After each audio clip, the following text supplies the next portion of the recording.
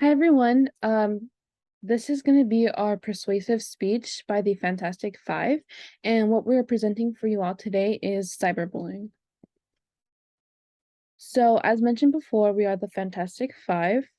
Our members are Tung, Jocelyn, Jackie, Maya, and Felicia. Our thesis for today is we want to persuade you guys, the audience, on why cyberbullying is bad for the youth. So here's our overview. My name is Jacqueline, and my subtopic is going to be some solutions to avoid cyberbullying and the laws placed in schools and states. So the way we want to start off our presentation is with the statistic. So what we found was that 95% of teens in the US are online, and the vast majority have access to the internet on their mobile devices, making it the most common medium for cyberbullying. So that basically is showing us that a lot of kids, 95% of them, are on the internet, so they are all subjected to some sort of cyberbullying because that is most commonly found in teens. And then next up is Jocelyn Torres, and she's going to be talking about the causes and the reasons for cyberbullying. Hello everyone, my name is Jocelyn Torres. My subtopic is the causes and the reasons for cyberbullying. So for the causes and the reasons for cyberbullying, what comes first to your mind when people talk about cyberbullying? You could think about the rudest words like you are worthless or posting comments like you don't deserve to be here in this world. Cyberbullying is not only putting comments under photos or messaging against people, but to just satisfy themselves to seek attention. The causes and the reasons for cyberbullying lies in the motivation of the bully. Why do they choose to bully? What can make them confident? But it always starts when one person decides to cross the limits to humiliate the other one. So what could be the motivating factors of cyberbullying? First off, one of the causes is people who have been bullied in the past want to do the same with others. They just want to see revenge. In other words, they want to find someone who is weaker. Since this is seen, there could be so many messages, tags, or something that could trigger the person on doing dangerous things and forcing them. There are two kinds of people who are likely to bully. So the first one is the socially active people and the socially inactive people. It is said that bullying results in an upgrade for confidence, thinking the control is in the hands of the bully, as it is also the main reason why socially active people may bully other people. It makes them feel powerful, as it is also a way to maintain their popularity. For my second point, like any other type of bullying, the effects of cyberbullying are somewhat the same. For people who are doing cyberbullying, a bad reputation in the future is waiting for them if they get caught. Since cyberbullying is also an action of bullying, there is a law for it, and the victims may report the case if they have enough proof. As for the ones who develop cyberbullying, they become stressed, and also it would lead them to do negative things. And one of them is abusing alcohol intakes or even drugs. Teenagers would skip school as they are unwilling to attend it and meet people, feeling it as though to communicate. Instead, others might laugh and pick on them. Finally, the cyberbullies think that they won't get caught. They believe if they post things anonymously that they won't get caught. What's more, kids who cyberbully do not necessarily see the reaction of the victim, which makes it extremely easy to say and do things they would not otherwise do. In fact, a significant number of kids who do not bully face-to-face will still engage in cyberbullying. In conclusion, technology is great and it also offers fantastic opportunities for children, but this could be misused and it can be painful. In today's youth, cyberbullying is not fixable. Parents and schools have to know about this to work things out and to lead them down the right road. If this is seen in the world more, but if the government is also willing to accept that cyberbullying is a problem, some laws can be put in place to help this going on in the real world. Though technology has brought new opportunities for students and teenagers, it is important that everyone learns to use it responsibly. Next, Maya will be sharing how cyberbullying impacts and how it looks like in children, and also what age group it affects the most. Thank you, Jocelyn, for that information. So now I'll be talking about how cyberbullying impacts look like in youth and what age group it affects the most by Meet Maya. So cyberbullying is relatively a new problem in youth, but with the handheld computer being at the tips of our fingers, such as iPads, tablets, Androids, iPhones, these little computers are at the tips of our fingers, and it's now a widespread issue that's been growing for the past decade. Though it is relatively new, we know that it still causes various problems like self-esteem issues, anxiety, and even decreased academic performance. All these impacts are negative and can have an impact on the victim's life and even lead to worse things like depression or anxiety. And of course, we all know that cyberbullying is bad, but who suffers from it exactly and what can we do to help them?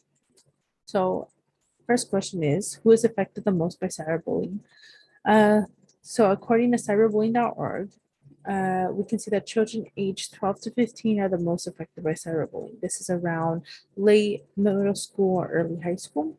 Children can be cyberbullied after those ages, but it peaks at those, mostly probably because middle schoolers are in a complicated time in their life and also incredibly vulnerable to societal standards and outside criticism about their appearance, life, social status, and anything else of that nature. They also feel more pressure to fit in, which also causes them to inadvertently judge others who don't fit in, especially with the rise in social media. It's an issue that's been prevalent among social media users. What does cyberbullying effects look like? So most children who suffer from cyberbullying will show obvious symptoms like anxiety, depression, and irritability. These symptoms, however, aren't intrinsic to cyberbullying. So how do we know when a child is being cyberbullied? We know that possible ways a child is getting cyberbullied if one, they spend way less than normal time on the computer. Two, they get jumpy when they get a message or notification. Jumpy can also be anxious or uneasy. Three, they don't want to share what is on the computer or don't want to go to school. Signs can differ from child to child, but it's important to know what your child is doing on the computer and how it can negatively impact them if they're getting bullied. This is per scholastic.com. In conclusion, if cyberbullying can go unnoticed, it can lead to a lot of drastic consequences like truancy, self-harm, and even suicidal ideation in these children.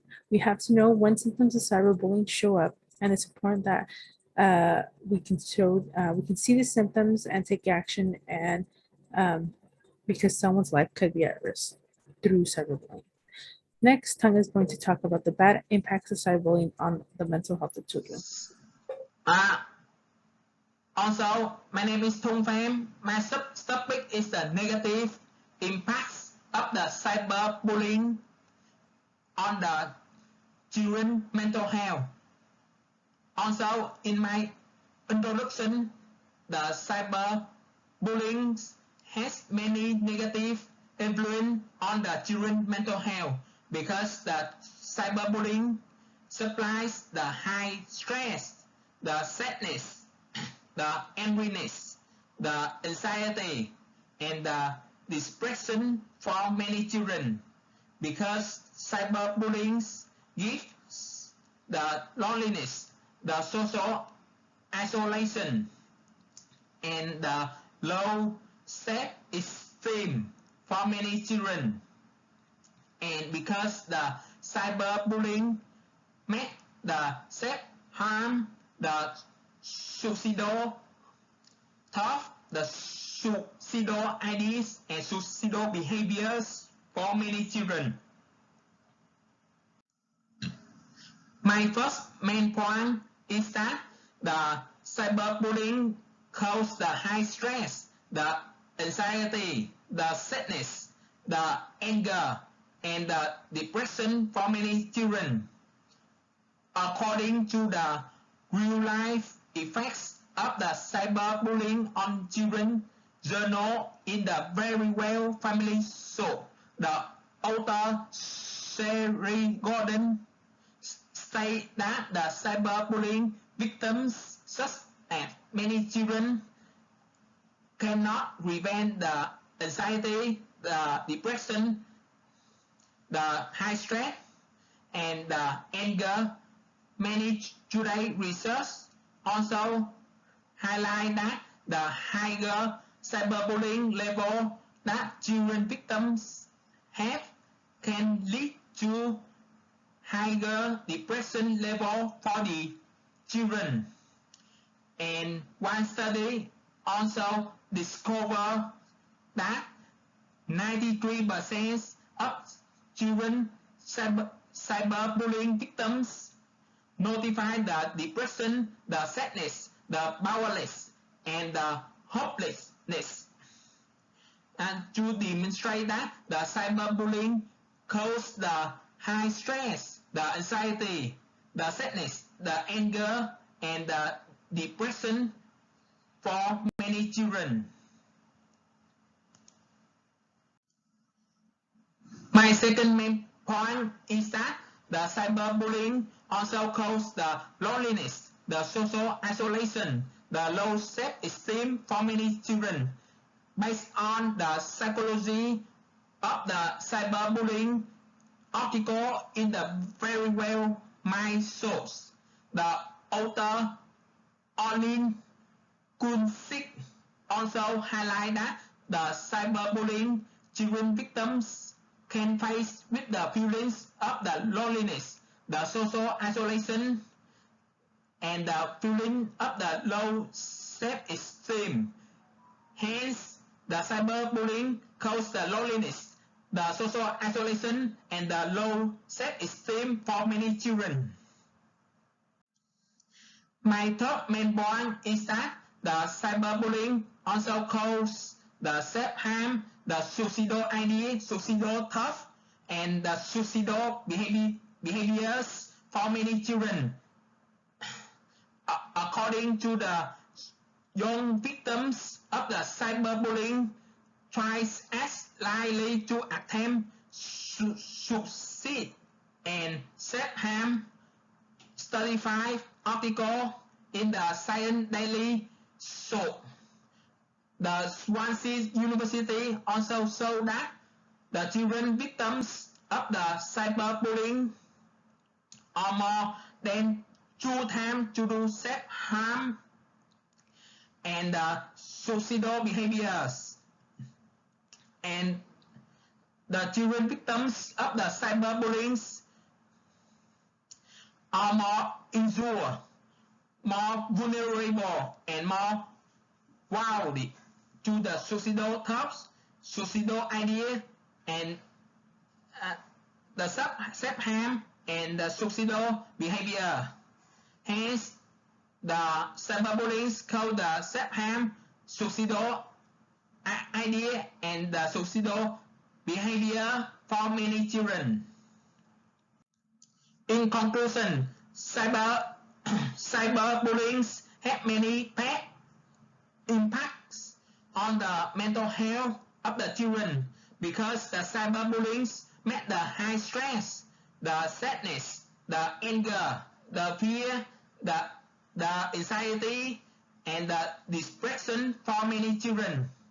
Because the cyberbullying causes the loneliness, the social isolation, and the low self-esteem for many children.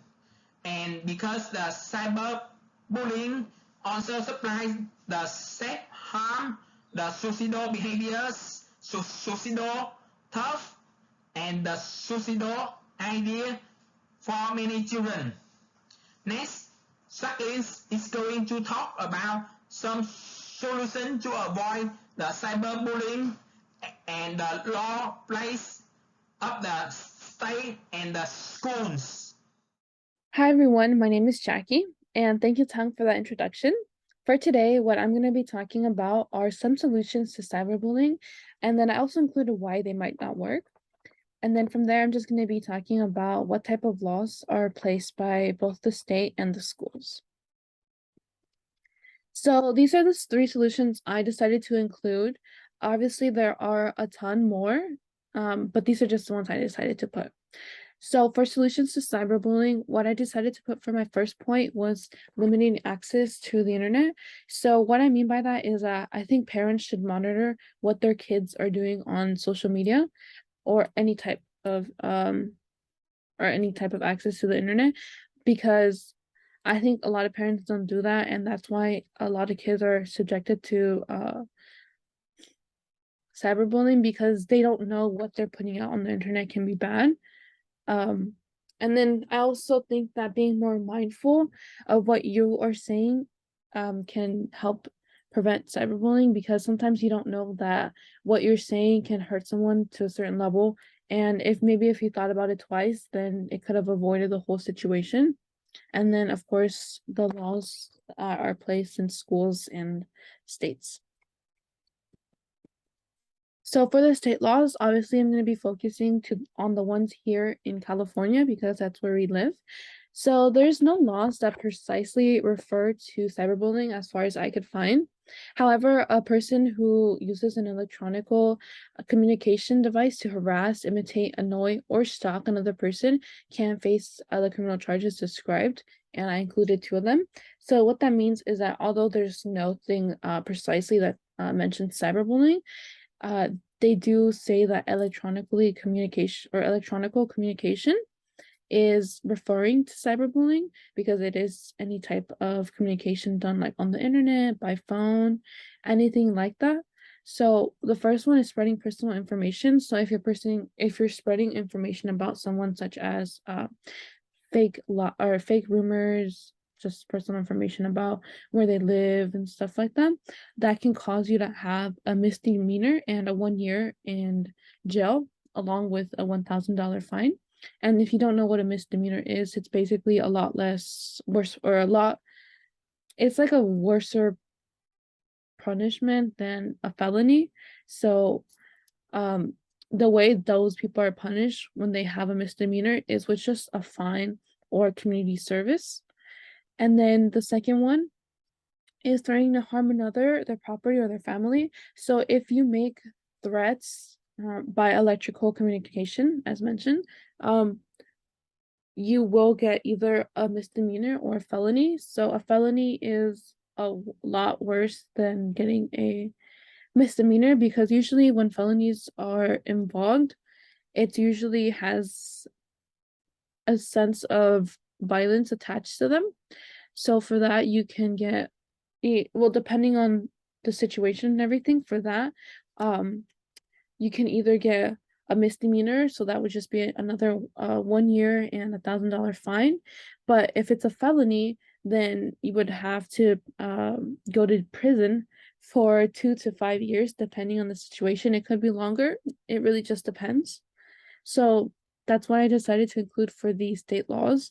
There are, of course, other laws, or laws that precisely refer to cyberbullying, but these 2 are the ones I wanted to include because I felt like that's more commonly found, with doxing. And if you don't know what that is, it's basically when you spread or when you leak someone's personal information, such as like their house address or their credit card information. So I feel like that's more commonly seen right now, so that's why I decided to include them. So next up, for the school laws or policies, it's the California state mandated school anti-bullying policies. So basically, for this one, all staff, administrators, parents, and community members are required to take an online training, so that way they can increase their knowledge about bullying and cyberbullying, and also different types of strategies they can use when someone is getting cyberbullying or they see it happening. Something else that they offer are school counselors. Not just school counselors, they also have school psychologists, social workers, school nurses, and any other type of support service that the school can offer for the people. Also, if you go up to any type of administrator and you tell them you're getting bullied or cyberbullied, they are required by law to inform the parents. And when parents are informed, they have to inform either a legal guardian or the parents themselves. when a student is involved in an act of harassment, cyberbullying, or bullying, and they must make information available on statewide services or resources. Sorry. And then for my last point, I want to include why some people might think that these solutions don't work.